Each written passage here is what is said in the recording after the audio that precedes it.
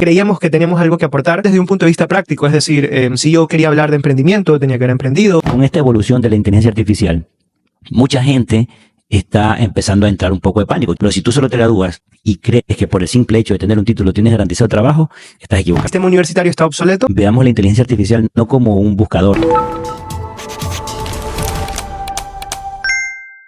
Bienvenidos a Cambia de Chip, el podcast de actualidad donde padre e hijo hablamos de los temas que nadie te quiere explicar, pero que todos deberíamos saber. Yo soy Said Cañarte.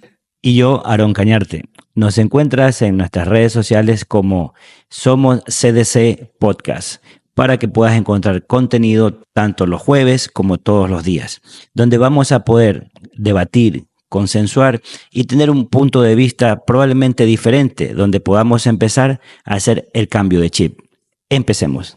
Vámonos ahora un poco más en el tema educativo, y es que hace casi un mes, más o menos, Palantir posteó en su cuenta oficial de que hacía lanzamiento. Para nuestros oyentes, ¿qué es Palantir? Bueno, Palantir es una empresa radicada en Estados Unidos, específicamente en Silicon Valley. Es una de estas empresas de software, pues de estos unicornios que se encuentran de este lado del continente americano. Y hace relativamente poco, hace un mes más o menos, hicieron este post donde decían que la universidad había hecho caput, o sea, que el sistema universitario está obsoleto, y ellos plantean una solución para ello, y es el Meritocracy Fellowship, donde Palantir incentiva a los estudiantes que están terminando el equivalente al colegio, que es para nosotros en Ecuador, a no ir a la universidad, y a cambio ellos le dan su formación, y aparte les pagan cerca de $5.400, $5.800 mensuales, con la promesa de que una vez terminado su proceso de formación, pues puedan directamente empezar a trabajar con un buen sueldo directamente para la empresa. Entonces, acá... Pero es que, mira, yo que vengo de la academia, tú sabes que soy docente universitario y esa es una pregunta que nos hacemos constantemente en la universidad. De hecho, ya se está pensando al menos en la carrera nuestra, y creo que ya hay disposiciones también del CES, de revisar los pensum académicos, ¿no? Porque la situación mundial lo requiere, ¿no? O sea, yo considero que si las universidades no dan ese giro, probablemente van a comenzar a ir perdiendo cantidad de estudiantes, porque ¿qué es lo que busca la gente? A ver. Claro, al final del día la gente estudia para poder trabajar. Para poder ganar dinero. Ya, entonces, y acá te están pagando, aparte te van a educar, y cuando termines ese proceso de formación, pues consigues un trabajo mucho mejor remunerado que si salieses de cualquier otra institución, porque a ellos no les consta pero no les consta el proceso de formación que tuviste allá. En cambio acá ya ellos están certificando que lo que ellos formaron van a contratar, y a qué valor. Claro, con el posicionamiento ahora del boom de las startups y todas estas tecnologías emergentes que hay ahora, hacia allá va el conocimiento. ¿A qué me refiero? El conocimiento especializado. O sea, la gente se especializa en cosas, te vuelves especialista de algo. Y a eso le apuntan, por ejemplo, Google tiene su propia universidad. Bueno, o sea, yo creo que hoy en día hay que sí especializarse, pero hay que ser generalistas. Es decir, creo que hoy en día uno tiene que entender las estructuras de todo para luego poder concentrarlo o transformarlo en algo especializado. En algo. Exacto, porque si tú no entiendes la generalidad de las cosas, no vas a entender. Por ejemplo, mira, a ver, yo te pongo un ejemplo. Desde mi punto de vista, la gente que desarrolla software en algún momento va a dejar de hacerlo como lo hace ahora. No es que va a desaparecer el desarrollo de software, sino que ahora lo van a tener que hacer de pronto con un lenguaje natural. De hecho, ya se hace. Yo hice una prueba hace poco haciendo con inteligencia artificial, con ChatGPT específicamente, y logré desarrollar una aplicación móvil con ciertas limitaciones. Logré desarrollarla en un lenguaje de programación que nunca he programado. Pero ¿dónde está la diferencia? Que yo tengo bases de cómo se programa. Yo sé lo que es una base de datos, yo sé que es un modelo de entidad-relación. En las aplicaciones de ahora que ya se manejan otros conceptos de bases de datos y temas de conceptos de programación orientada a objetos y todo eso. Entonces, cuando uno más o menos entiende la estructura de la programación, se hace más fácil organizar código, inclusive darle mejores prompts a la inteligencia artificial. Y bueno, acá hay dos vertientes también, o sea, hay dos cosas más que analizar. Está por un lado el trabajar, o sea, el estudiar para obtener un trabajo, que prácticamente es estudiar para conseguir dinero. Eso se parece un poco a lo de padre rico, padre pobre, que lo analizaremos más adelante. Y está también el aprender por querer aprender, que tampoco es que esté mal. Pero yo te pongo un ejemplo. Si yo hoy en día estudio filosofía, difícilmente voy a conseguir trabajo, pero eso no quita que no sea interesante aprender filosofía. Claro, mira, lo que yo siempre he hecho, y recuerdo que cuando tú eras pequeño siempre me decías, ¿para qué me enseñan historia? ¿Para qué me sirve la historia? Yo te decía, son materias que tal vez es cierto, directamente no inciden, aplicables en ese momento. pero en algún rato te van a servir. Por ejemplo, ¿para qué nos sirvió la historia en este podcast? Del ejemplo que yo te puse de la política del Ecuador. O sea, para poder dar un criterio. ¿No? Para poder dar contexto y poder explicar algo exacto. especializado. Quien no conoce la historia está destinado al fracaso porque no sabes qué se hizo bien, qué se hizo mal, o por lo menos dentro de tu punto de vista, ¿no? Incluso por ejemplo, es que el concepto de entender la historia como tal realmente es súper importante. Luego lo entendí. Y lo he ocupado a lo largo de mi vida en innumerables ocasiones. Un ejemplo clarísimo del uso de la historia aplicado ya, por ejemplo, al mundo de los negocios o de la política es el arte de la guerra de Sun Tzu.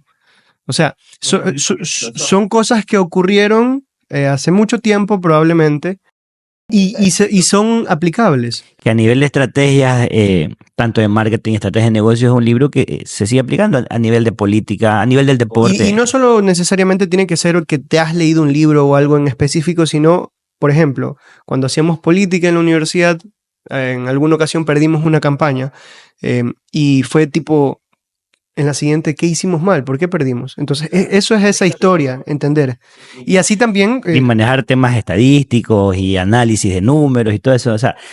Ahí es que uno dice, ahora sí, ya sé para qué sirve estadística, ¿no? O sea, ahora, sí creo que habría que hacer un cambio radical en la manera en que estamos preparando a las personas. O sea, te pongo un ejemplo desde mi punto de vista como médico. Yo creo que debería haber una reforma completa con respecto a la formación que nos dan, incluso con el mismo ingreso. Es decir, yo creo que hay profesiones que yo tuve, sí, la oportunidad de estudiar en una universidad privada, pero creo que hay profesiones que tienen que ser reguladas por el Estado. Por ejemplo, ¿te hace sentido que una universidad privada abra un curso de policía? No, ¿verdad? Porque el policía pues trabaja luego para el Estado. Pero entonces, ¿por qué si las universidades abren carrera de medicina? Sí, mayormente los médicos luego trabajan para el Estado y vendrá alguien que te diga no, porque el médico bueno, lo que sea, se abre su práctica privada, ¿verdad? El policía bueno también puede abrirse su compañía de seguridad, es exactamente lo mismo, ¿ya?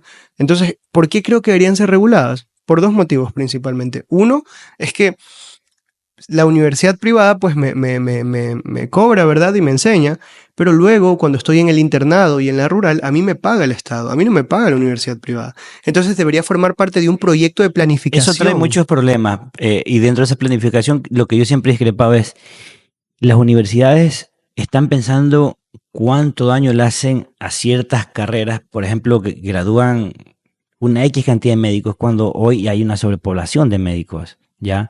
Y ese es un tema que tienen que empezar a estudiar todas las universidades del país, tanto las públicas como las privadas, y ver hacia dónde van las necesidades. O sea, ¿qué va a pasar con el montón de personas que se están preparando en carreras tradicionales? Yo estoy seguro que en 5 años, 10 años tal vez es demasiado, todo habrá cambiado. Deberían empezar a cerrar esas carreras que proyecciones no... Y darle un enfoque distinto. Ajá. O sea, darle un enfoque distinto. Y el otro tema, el boom de las carreras a distancia. O sea, yo no me opongo a la educación a distancia, pero no todo puede ser a distancia. Mira, después de yo haber terminado mi proceso de formación de pregrado en la Facultad de Medicina y luego en posgrado en una maestría, yo te puedo decir que la universidad realmente sí se va a aprender, pero no está diseñada para aprender. Porque hoy en día en Internet tenemos acceso a todo tipo de información. Y si tú realmente quieres aprender, es mucho más fácil verte un video, comprarte un curso, una mentoría que tenga el conocimiento especializado, bien estructurado, y puedes ir a tu ritmo, porque a mí me pasaba muchas veces en el colegio que yo perdía interés, porque habían cosas que yo aprendía más rápido que mis compañeros, y habían cosas que yo aprendía más lento. Entonces, en esas cosas que yo aprendía más lento, yo retrasaba a los demás, y directamente habían cosas que no me importaban y que no quería aprender. Entonces es muy complicado realmente llevar la educación, y a los niveles de especialización que se están requiriendo ahora, debería tener una reforma integral. Sin duda, porque si eso no ocurre, ¿qué es lo que va a ocurrir? Decepción. Lo que está ocurriendo hoy en día con decepción en el medicina, con estudiante, jurisprudencia. estudié, no consigo empleo, porque inclusive las carreras tienen que ir diseñadas al modelo de empresas que hay hoy. ¿Cuál es el modelo de empresas? Empresas digitales, empresas que hacen mucho trabajo remoto. Y ahora algo más profundo incluso, o sea, digamos, ok, que siguen las universidades privadas dando la educación para medicina, para estas carreras para ciertas carreras que creo yo querían ser estrictamente regulados solo por el Estado, ok. Todas las universidades tienen permitido enseñarlas, ¿no? Vámonos al otro extremo. Ya este pensum que tú dices, esta malla curricular creada hace años, ya no hace sentido a día de hoy. Pasa que los médicos salen, por ejemplo, y ok, sí, me pongo mi práctica privada, ¿verdad? ¿Y cómo atraes pacientes? No tienes idea. No tienes idea de cómo crear contenido, no tienes idea de cómo funcionan las redes sociales, no tienes idea de cómo funciona una pauta. Y tú dices, oh, ok, entonces contratas a alguien que haga eso, pero estás empezando, tienes que tener las bases porque si, o sea, habrá algún privilegiado que tiene la clínica y el community y todo, pero... Si no entiendes cómo funciona el marketing digital, si no entiendes cómo funcionan los negocios digitales, aunque quieras, ¿cómo vas a entrar? Pues? No, aunque tengas el dinero para contratar gente, vas a contratar gente que probablemente no es ni siquiera lo que y necesitas. es un tema de cómo lo transmites, porque uno dice, ok, todo eso que tú me estás diciendo lo tiene que saber un marquetero. Ok, ya, yo traigo el marquetero. El marquetero sabe las métricas, pero yo quiero transmitir algo. ¿Y cómo lo transmito si él no es médico? Él no lo entiende. El que conoce la industria eres tú. Entonces, yo quiero transmitir algo puntual, por ejemplo, como lo que yo hago en mis redes, mayormente que es salud visual. Yo como en mi experiencia como estudiante de medicina, como médico, como en mi experiencia práctica durante el servicio rural, sé qué es lo que el paciente principalmente le molesta, qué es lo que el paciente quiere saber. Por ejemplo, digamos, los pacientes principalmente, o todas las especialidades tienen algo que se llama el bread and butter. Entonces, que es como lo que se ve todo el tiempo en las distintas ramas de la medicina. Y por poner un tema que es medicina, que es lo que yo sé, ¿no? Por ejemplo, en salud visual, que viene a ser, digamos, oftalmología de cierta forma, tenemos las cataratas, tenemos las miopesias, pero tenemos un montón de enfermedades también, síndromes y cuestiones que no son tan comunes. Entonces, digamos que tenemos un oftalmólogo de los mejores preparados. Él va a querer hablar de esa enfermedad rarísima. Y esa enfermedad, primero que no va a generar tracción, porque tú necesitas crear contenido de alcance. Para que la gente entienda un poco de qué estás hablando. O sea, tienes que generar comunidad. Y luego toda esa gente, pues tú ya empiezas a subir ese contenido especializado que diga, este man me atrajo por el examen visual, me atrajo por tal tema. En tu experiencia, ¿ese proceso cuánto tiempo le toma a alguien que más o menos entiende? Mira, dedicado, o sea, considerando que durante la rural dediqué tal vez una parte de los fines de semana a la maestría y otro pequeño horario al alemán, el resto del tiempo fue aprender. O sea, siquiera me tomó un año entender lo que entiendo hoy en día de redes sociales, que es nada realmente. No, y aparte la dinámica de las cosas.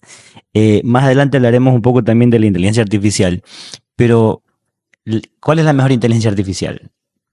Depende, la de la semana, porque una semana, una de las más fuertes que hay, por ejemplo, Gemini saca, yo qué sé, mejores resultados en tales pruebas, pero la siguiente semana viene OpenAI y saca algo nuevo y eso es una competencia interminable, ¿no?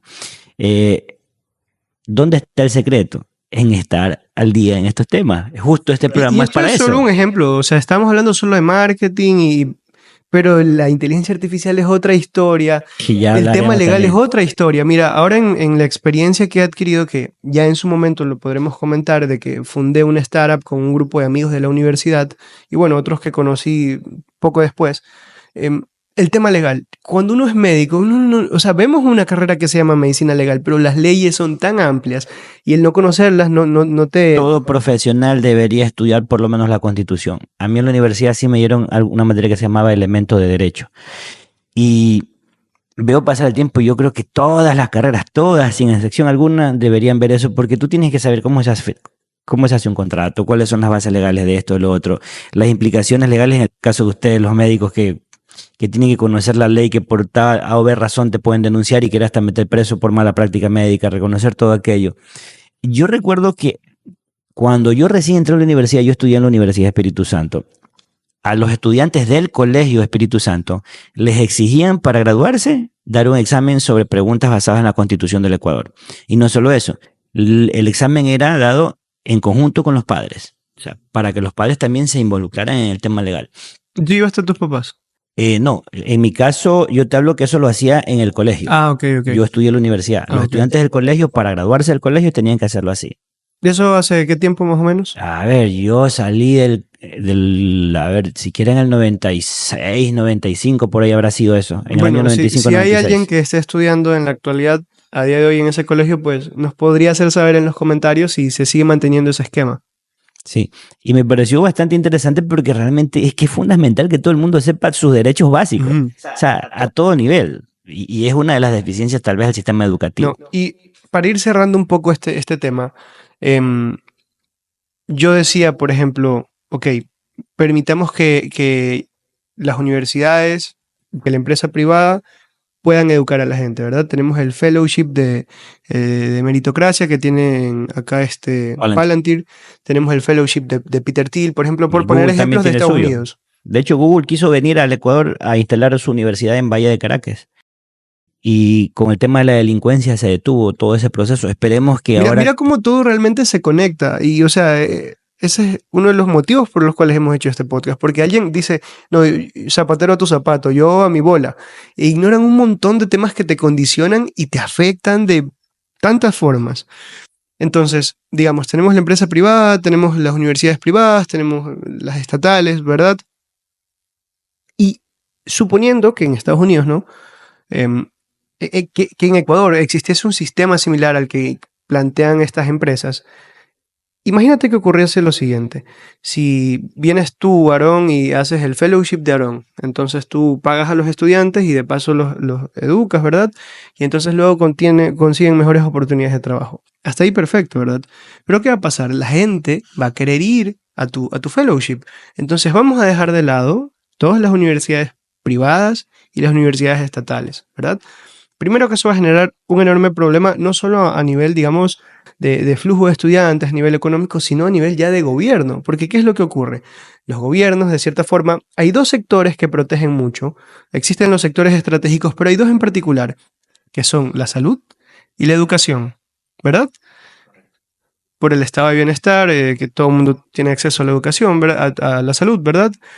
Y a nivel de educación, pues porque de esta forma ellos, digamos, adoctrinan lo que el gobierno de turno Y quiere esa que es el una de las estudiante razones sepa. por la que todavía se mantiene la educación tradicional, pero eso tiene que cambiar en algún momento. Ahora, digamos que tu fellowship empieza a ir bien y la gente entonces quiere estar contigo, ¿verdad? No eres una universidad y tú no estás dando ningún título de certificación de universidad. Sin embargo, tú estás diciendo, yo, Aaron, te educo y con lo que yo te voy a enseñar, yo te voy a contratar. Eso no está prohibido.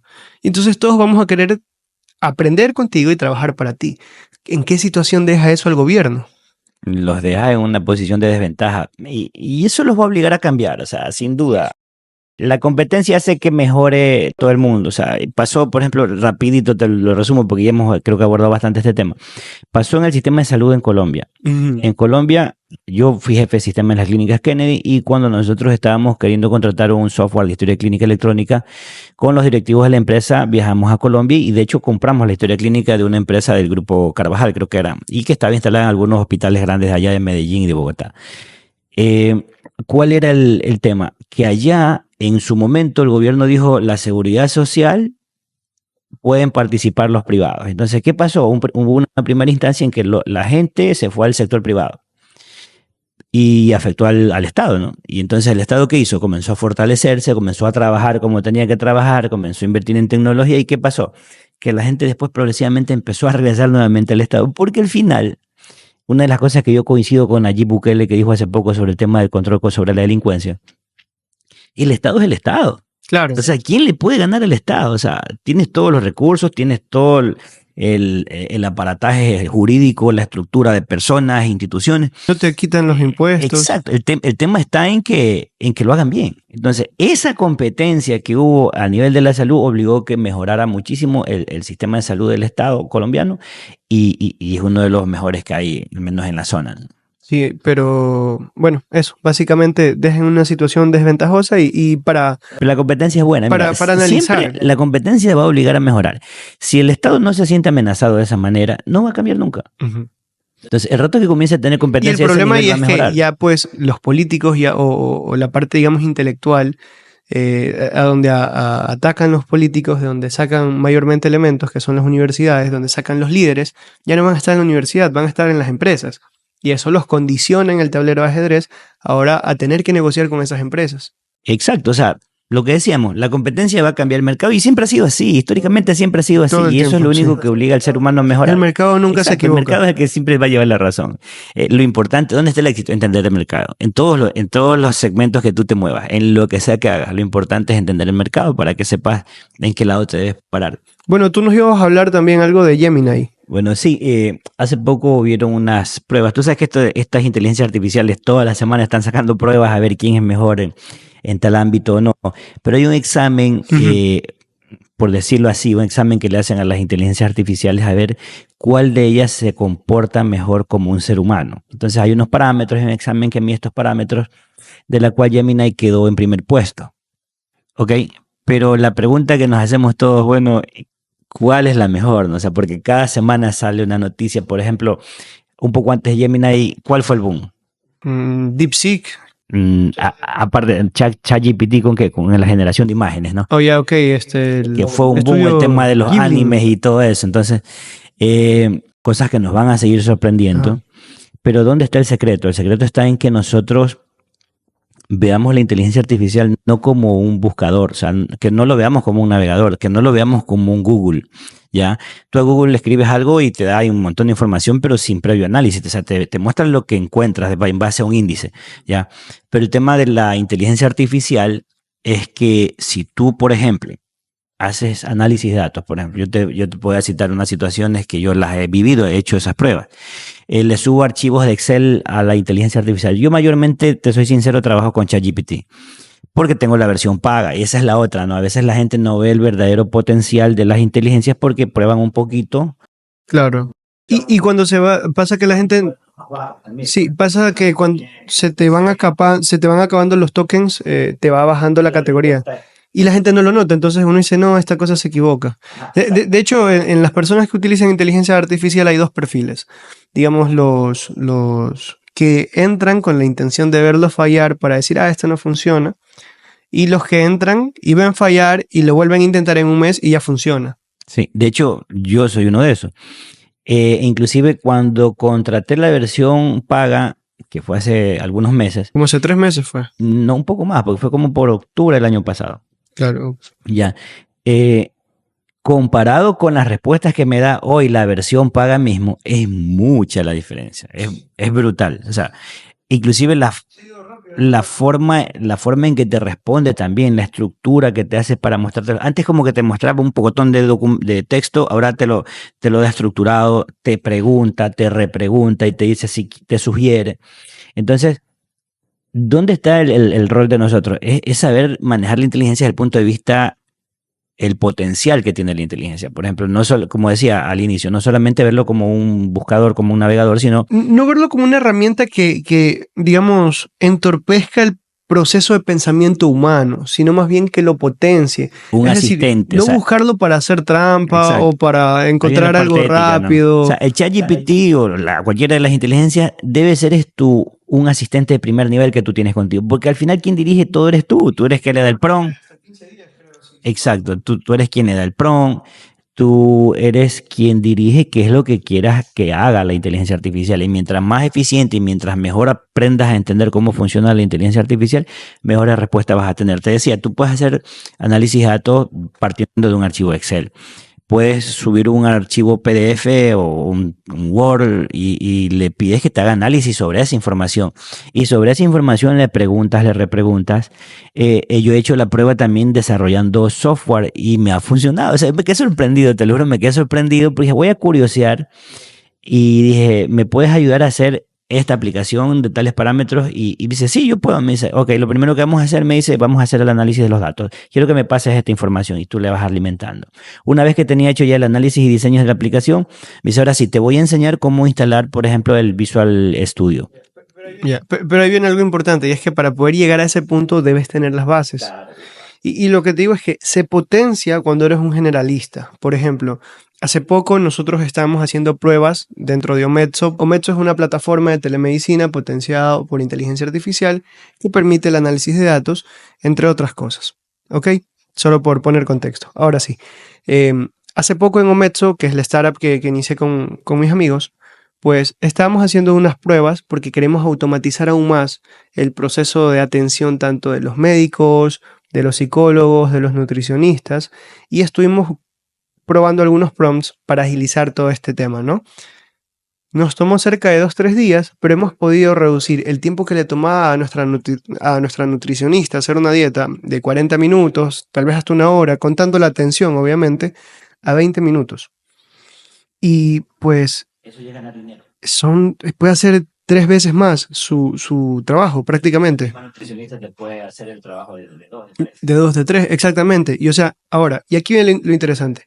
Yo puedo hacer Eso el llega a prompt ganar dinero. porque yo tengo conceptos básicos de cómo funciona, digamos, La misma un nutricionista te algoritmo. puede hacer el trabajo Entiendo de cómo 2, de 3. funciona el tema un poco el tema de desarrollo. Cuando yo estaba en el colegio, pues yo sabía Visual, el esqueleto típico HTML, CSS, PHP, pero también soy médico. Entonces yo puedo hacer el prompt e irlo corrigiendo y revisándolo porque yo sé qué es lo que me tiene que mostrar.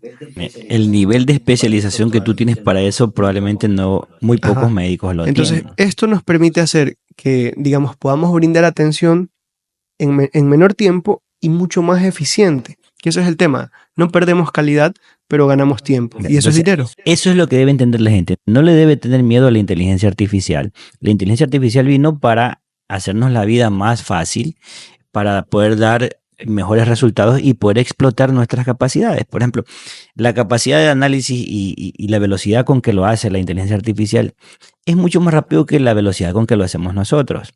De hecho, hay estudios que se dice que a muy corto plazo la inteligencia artificial podrá dar respuestas mucho más eficientes que el ser humano con el coeficiente intelectual más alto que hay en el planeta. Entonces, ¿hay que tener miedo a la inteligencia artificial? No, al menos no por ahora. No sabemos si más adelante se volverá autónoma. Ya es un poco impredecible. El tema con la inteligencia artificial es que es la caja de Pandora y está abierta. Entonces, tú tienes 2 opciones. Sí, a lo mejor evoluciona y nos conquista, lo que sea, pero ahora que no llegue ese momento inmediato, tú tienes 2 opciones. Resistirla y quedarte atrás o subirte Si a le la tienes ola miedo, te vas a hasta quedar fuera de la que jugada. pues llegue un momento en el que la Tienes que subirte a controlemos la ola. o nos terminen sometiendo. Eso lo sabrá el tiempo, lo Y dirá el tendrás tiempo. que surfear la ola y Sí, pero la termina peor la ola decisión es quedarse revolcando toda la gente que está analfabeto en el muelle. de la Pero inteligencia artificial. esa es la diferencia. Esa es la diferencia entre el 10% de la riqueza la manejan, o sea, la riqueza del mundo la maneja el 10% de la humanidad. Entonces, esa es la diferencia. Esas personas son las que se suman a esas olas. Nosotros estamos aquí para un poco entender esos conceptos, compartirlos. Estamos camino a eso, queremos también subirnos en esa ola. Ahora, algo interesante acá es que en los últimos años han aparecido o se han formado muchísimos nuevos ricos que en décadas anteriores, pero cada vez más jóvenes, pero también muchísimas más personas han entrado a la pobreza, han pasado de la clase media a la pobreza. Porque se quedaron fuera de la jugada. Y se está polarizando demasiado, entonces no puedes simplemente ignorar la inteligencia Lo que tú artificial. decías hace poco, ¿te acuerdas de esta empresa? Creo que es de Elon Musk. ¿Tú recuerdas el nombre Neuralink? Ya. El análisis que hacíamos en uno de los tantos viajes que hemos tenido. ¿Qué va a pasar con Neuralink? Eso vamos a mostrar las clases económicas, los poderes económicos. ¿Por qué? Porque ¿quiénes podrán implantarse el chip? La gente que tiene dinero.